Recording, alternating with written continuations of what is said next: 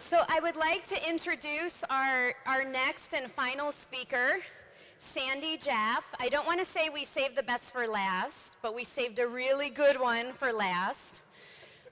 When this book came across my desk, partnering with the Frenemy, I got really, really excited about this concept because I think we've all been in situations where we've had that great, fantastic working relationship with somebody that has gone horribly wrong.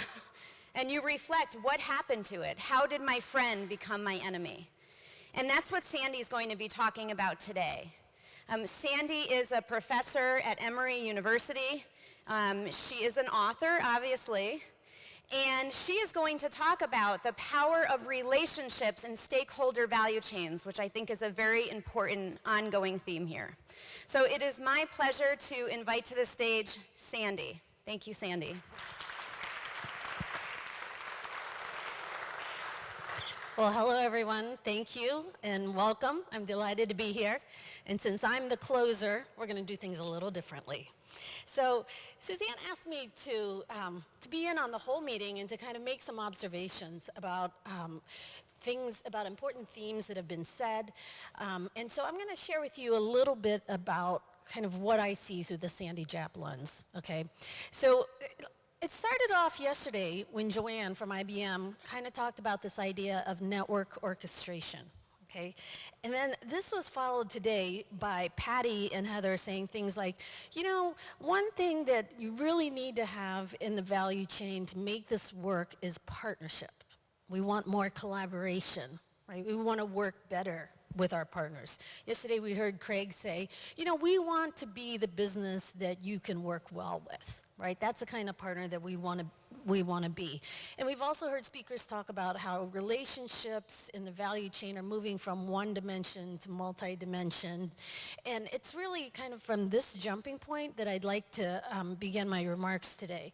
So on one hand, we have everybody saying that partnerships are important. I think that's pretty indisputable. We've had some great success stories of partnerships that have worked.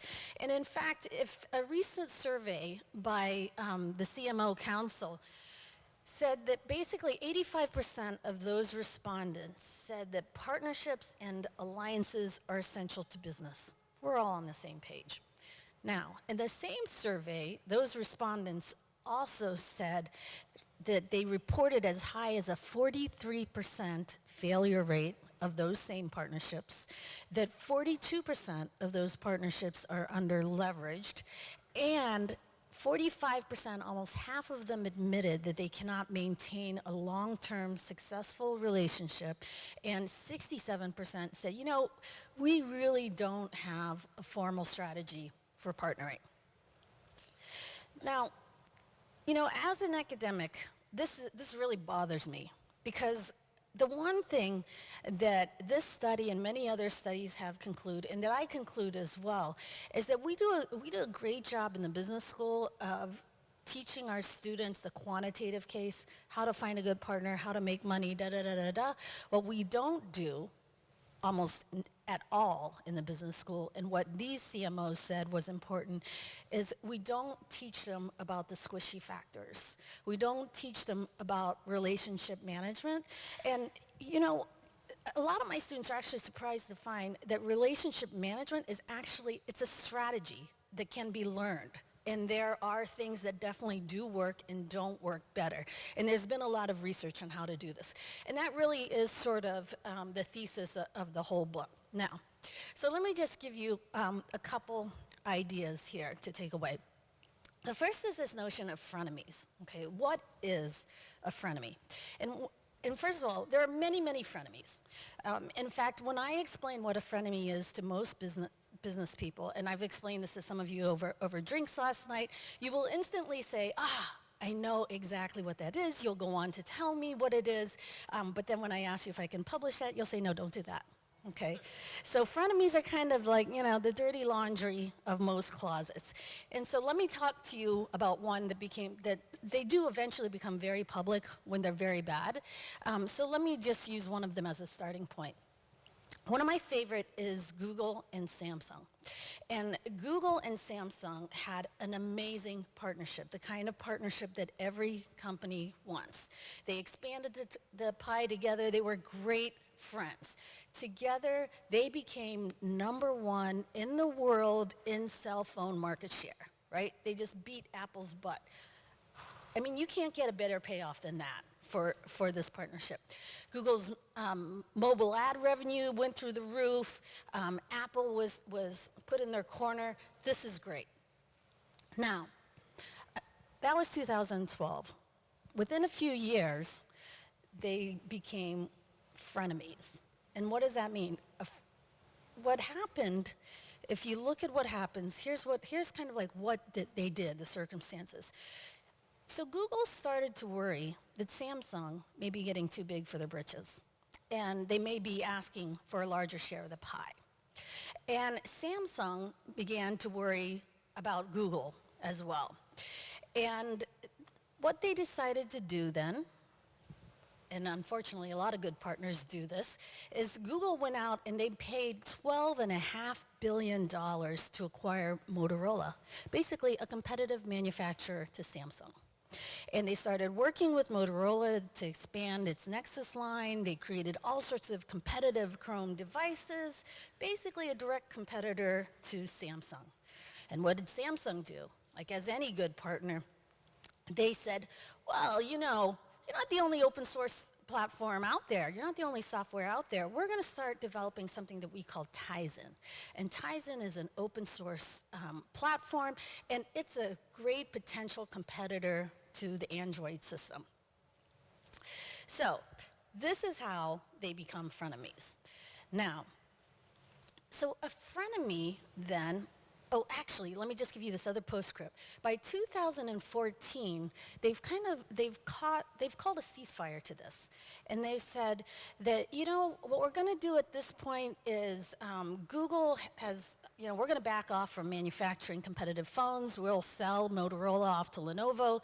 And Samsung says, you know, we're going to keep working with Tizen, but we're not going to put it in our phones. We'll just limit it to our TVs, which, you know, don't compete as much. And that's sort of the ceasefire. But this is the state of frenemization, right? Which is that you have this great partnership, you work together, you expand the pie for both parties, everybody's better off, but the very success that enables that partnership also becomes the very means by which that partnership will dissolve. Now, let me just build this case out a little bit more. So a frenemy is a person or group that's friendly towards another because they've had a great partnership, they work together well, they've been very successful, but they harbor feelings of resentment or rivalry. And we have many, many infamous frenemies in the history of business. So one of my favorite that I teach in class is Calvin Klein. If you remember Brooke Shields back in the late 80s, nothing gets between me and my Calvins. Well, between Calvin Klein and Warnaco, they grew the underwear business, okay? From 50 million in sales over a 5-year period to 350 million in sales. Now, how many of you have partners that can grow your sales 6-fold in a particular category? Wonderful business together. Next thing you know, they're in court. Calvin Klein has filed a lawsuit, and the ensuing battle that happens between them is described in the business press as two Siamese twins trying to tear the heart out of each other. Not a pretty visual, okay, but often one that is used to typify a frenemy situation. If you look at Northwest and KLM, they too were very successful in opening up routes between Europe and America, but they too also ended up as frenemies.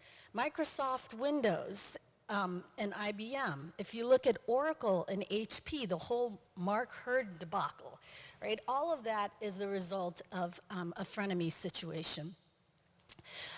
If you look at Samsung and Apple, once great partners, Samsung even testified on Apple's behalf in a lawsuit case and then ultimately became frenemies as well. Best Buy and Apple, there's sort of a pattern here with Apple going on, if you haven't noticed, but that's a different issue. for another day. There's also Costco. Costco has a lot of frenemies between Coke, between American Express, and the different ways that they have dropped their partners, between Amazon, Target, etc. And poor Martha. You know, Martha didn't realize that when she signed an exclusive contract with Macy's, that she was not allowed to sell her goods to JCPenney's, right? So, frenemies. And all of this stuff, so this is everywhere. And you've seen this, and I've heard your stories. Now, here's the thing. The thing we want to talk about today is like, how does this happen? What's really the drivers of it? And even more importantly, what can you do as managers to stem this off? So the basic cycle begins something like this. The first thing is the partners become very, very successful. And there's lots of books written about how to build a good partnership. I'm not going to talk about that. But the very fact that you become successful also means that you become very, very dependent on that particular partner for your success. Okay? Now, nobody likes to be dependent on a partner. Nobody likes to be weak because, of course, that exposes you to potential, what economists call opportunism. Right? So as a result, what often happens is if you're the weaker member in a partnership or you perceive yourself to be weaker, you're going to try to balance out that dependence, right? By maybe it means that you acquire Motorola to gain some manufacturing capability. Maybe it means that you develop Tizen to be able to compete directly against your partner. So these counterbalancing efforts, they're systematic, they happen, we see them happening with individuals, even firms do it. And the other thing about it, by the way, is research has also shown that those efforts pay off. That's why, so that's part of why it's done. But the problem with those counterbalancing efforts is that you then start planting a lot of suspicions. And the partners start thinking like, now why did Gary, my partner, why did he do that? Why did he make that investment? Why did he start selling there? And of course, instead of actually talking to Gary and figuring out what happens, what do? I start saying, Gary is a crook. Right? Gary is trying to screw me over in this deal. Okay? I'm not going to let you talk, Gary. So I'm going to just keep going. And so that's how the spiral begins. Okay? So the suspicions are there. There's vilification. Next thing you know, this whole thing spirals downward. And then you get to a state of either a ceasefire or death of the partnership and death of the two friends. So let me give you another example of how this spirals out of control. Think about Nike and Foot Locker. Together, they built a $16 billion market for athletic shoes. $16 billion. What happened in this relationship? They were hugely, hugely successful. Foot Locker gets a bee in their bonnet. They start saying, you know, Nike, your selection terms are too rigid. I don't like your pricing structure.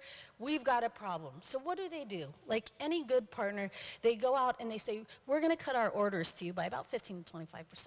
See how you like that? Okay? And what does Nike respond? Like another good partner, they say, well, then we're going to drop our shipments to you by 40%, right? And we're going to withhold our top sellers from you. So what is this doing for the partnership, right? And so Foot Locker says, okay, well, in that case, we're going to drop all our prices on all your products to boost our sales. And, you know, ultimately what this ended in is what we now see as Nike Town stores. Why do we have Nike Town stores? Basically because Nike could not incentivize or motivate Foot Locker to provide the level of service and education for their best products that they felt customers needed. Right? So Nike's option is that they had to just vertically integrate that. But it's this kind of death spiral that happens over and over and over. And that's the essence of the book. We see this everywhere. It's a systematic problem. Now, let's talk about why this happens. So I said that there are things about relationships that are systematic. And you may not be aware of this. There's actually a lot of research. Most of it comes from social psychology, but it's brought into organizational theory and strategy. And what we see is that there's a lot of it that can help inform what we do as firms. So what I'd like to do is talk about just a couple of key studies that come out in this book and kind of explain to you a little bit about how it is that relationships as the glue or the grease of exchange can sometimes cause these things to fail. All right, so I like to call this relationship physics. And the first is the simple principle that trust is more easily lost than built. So a lot of people like to think of trust as a bank account. You make a big deposit, and as long as that bank account is positive, then we've got a good relationship, and my partner and I are doing well. Okay? A better metaphor than a bank account is to think of trust as the water level in a bathtub. Okay? Now think about this. The water level in a bathtub is built up through the regular addition of water, right, to the tub slowly over time. Now here's a question, just to see if you're awake. Which happens faster? Is it faster to build the water level in a bathtub, or is it faster to drain a bathtub? How many would say it's faster to build? Good. I'm glad you're all awake. How many would say it's actually faster to drain that bathtub, right? Absolutely. So, and trust is the same way. It takes a long time to build trust, but it can be lost very, very quickly, right, with one incident, okay? So that's the first idea. Now, hang on to that idea. I'm going to build a little bit more on that. The other idea is this idea that a bad history always poisons today. In other words, another way of thinking about this is trust once lost is not easily regained. So let me tell you about some research that we did. We did this with about 1,200 distributors in the agricultural industry. And what we found is, oh no, is we asked them, yes, oh. Okay, so we asked them to basically describe for us their relationship with a customer, with a key supplier for the course of 5 years. And what we found with this sample is we found that, relationships they have life cycles just like products do. And so the life cycle of a relationship is that the two partners meet, they consider the possibility of working together, they start doing business, and over time, they may make more investments and commitments to each other, they build up the business, and then maybe they get to a state where, they're both receiving great benefits over time. This is the $16 billion pie between Foot Locker and Nike. And then oftentimes their performance will drop over time into what we call a state of decline, just like the product life cycle. So this probably doesn't look unfamiliar to you. And what we saw in our sample is that 76% of those in the sample described their relationships as going through this kind of progressive pattern. Okay, so we would see them either going from a state of buildup to a state of maturity over 5 years, or from maturity to decline, et cetera. Basically progressing the way you would expect. And when that happens, then performance evaluations are better, okay? Now, we also saw, though, that's 76%, but we also saw 12% of the relationships going through the reverse pattern. In other words, so what would happen? For example, they might have said, well, 5 years ago we were in a state of decline, but now we're in a state of buildup or exploration. So you can think of this as being the partnership tried to basically resuscitate or something that went bad, okay? So maybe we weren't doing well together, but we said, hey, let's go back to the drawing board. Let's think of better ways to be doing business. Maybe there are new frontiers, new possibilities. Or maybe, we were in a state of buildup and we said, wow, this is just going too fast. We're making investments too quickly. Maybe we're not really clear about what's happening. Maybe we need to go back to the drawing board and rethink it. Okay, and so anytime that we saw the development of a relationship go in sort of this regressive pattern, right, not through the typical stages of development, we coded that. And what we found is that for all of those relationships, systematically, those relationships would almost always lead to lower performance evaluations, okay? So this is the idea that you can't really rebuild a bad relationship well. In fact, a bad history or trust loss actually colors your evaluations today, right? So everything, once trust is lost, so I often have UPS come into my class and they kind of tell the class about, well, you know, we had this great partnership with Staples. We were exclusive in their stores. And then one day Staples decides to bring in the United States Postal Service. I'm like, well, what is that? You know, why is this new partner entering in here, right?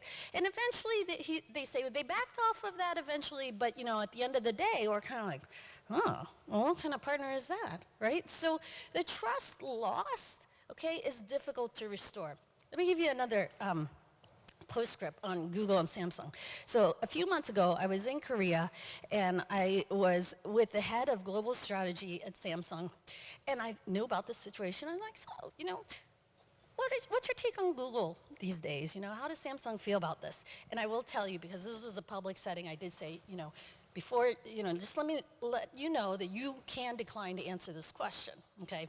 And so I asked the question, and then he says, wow. And he gets very, very huffy.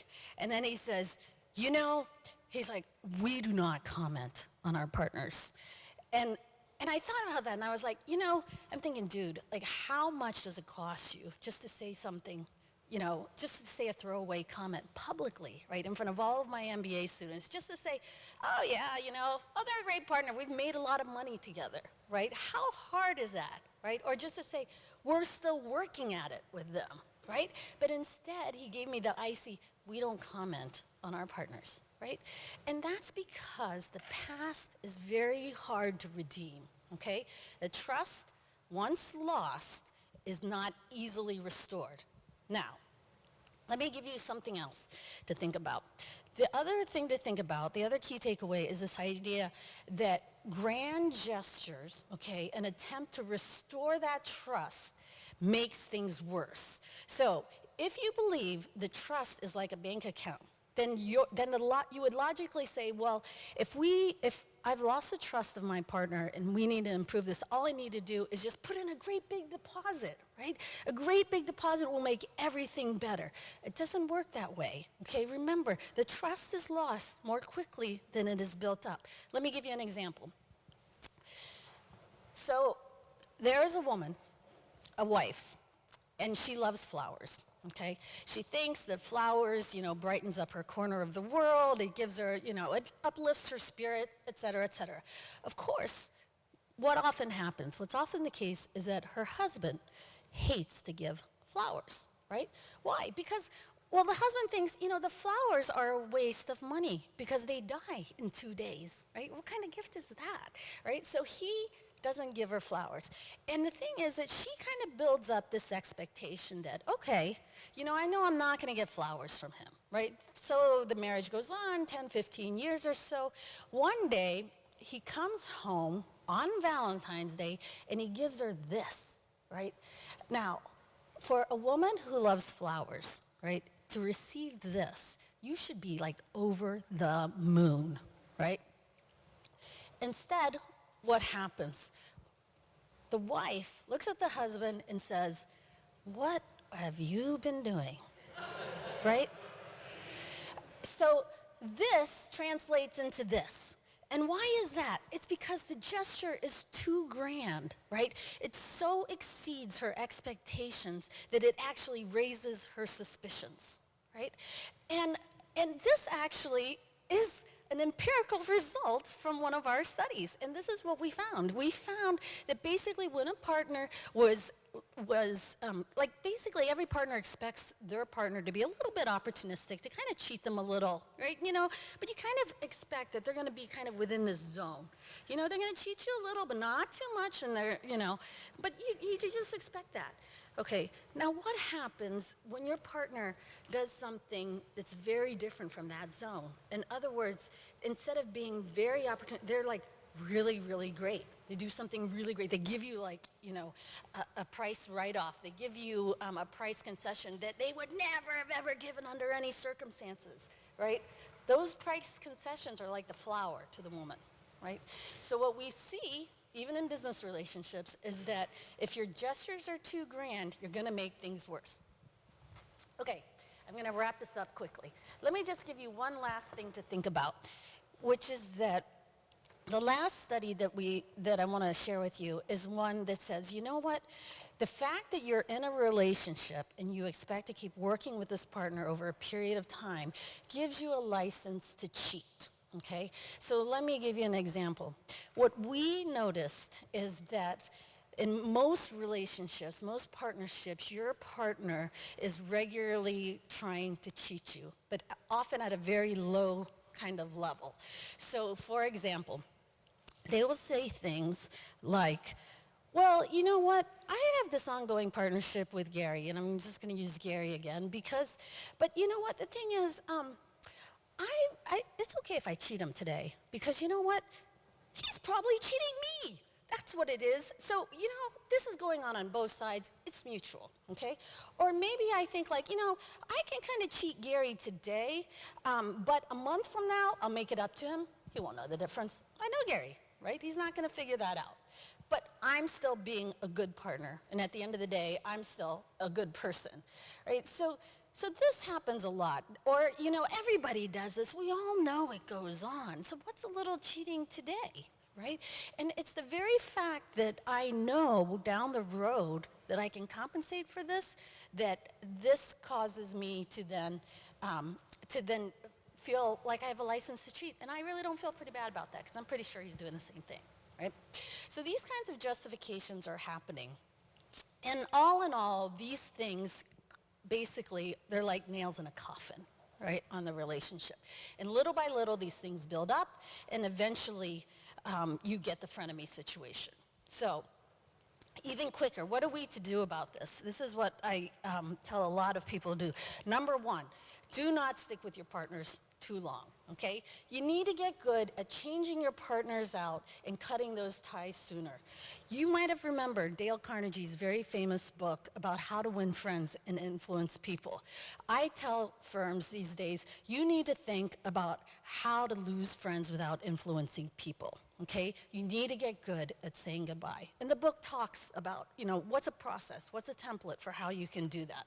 The other thing that's also very important to take away from this is this idea that if you want to try to make a relationship better, it's gonna take time. There's no easy way. It has to be done in small, consistent steps. So if the husband had done the laundry or taken the kids for a night, as opposed to giving a great big bouquet of roses, he would have been in a better place. But of course, that's harder to do. The other thing I will implore you to do is please stop talking about partnerships as marriages, okay? Partnerships are not marriages. They're more like dating relationships, right? Some work, some don't. And as soon as the value is gone, you move on, right? And the problem with marriage is like, with a marriage metaphor, is that if you ever say goodbye to your partner, it's like a divorce, right? And that's bad. So lose that. There are many more suggestions in the book. Here's one golden bullet that I'll have you take away. What the research finds over many, many studies and many, many industries is that if there's one golden bullet to making your partnership strong and working, it's this idea of what economists call mutual commitments. In other words, both partners have to have serious skin in the game. Now, this is not just a joint venture where you put in $25,000, I put in $25,000, and we're all happy. These investments, the key is that these investments must be dedicated. They must be what economists call non-fungible. In other words, these are investments that you can't take out of the relationship very easily, like money, and just quickly redeploy it into an alternative relationship. Okay? So maybe it means dedicated capital equipment. Maybe it means warehouse space specifically for this partner. Maybe it means a strategy, a process, people dedicated specifically to this partner alone that is trained to do a specific thing that can't then be taken out and thrown into another alternative partner relationship. So as a last example here, there's recently, where is this? So recently in the news, there was it was just announced that, I think about a week or so ago, that Ford is working with suppliers to come up with new 3D printers. So the problem with 3D printers, as you know, is that they build, you know, the object with plastic layer by layer by layer, doesn't really work that well on a factory floor. Takes a lot of time, very expensive, error prone. So Ford is now working with their suppliers, come on, to come up with a different process that's better. It's dedicated specifically to the auto industry and to them and their suppliers. It requires both sides to make investments. It's expensive, but it's going to benefit them both.